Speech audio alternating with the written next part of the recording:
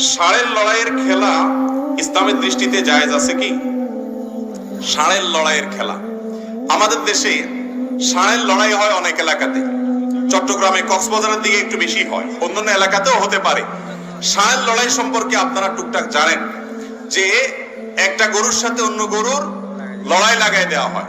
লড়াই যাতে জমজমাট হয় সেজন্য লাল কাপড় দিয়ে আরো বিভিন্ন প্রক্রিয়া দিয়ে তাদেরকে নানাভাবে উত্তেজিত করে তোলা হয়, খেপিয়ে তোলা হয়, যাতে করে প্রতিপক্ষ ষাঁড়কে আক্রমণ করতে পারে।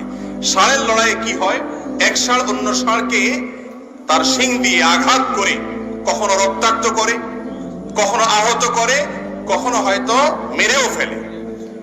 একটা ষাঁড়ের আঘাতে আরেকটা ষাঁড় রক্তাক্ত হচ্ছে, আঘাতপ্রাপ্ত হচ্ছে, হয়তো মৃত্যুর কোটে ঢলে পড়ছে, আর আমরা সেটা দেখে হাসি পাচ্ছি, হাসি এবং বিনোদন করছি, আমরা মজা নিচ্ছি, আমরা সেটাকে আপনার আনন্দের একটা উপলক্ষ বানিয়ে নিয়েছি।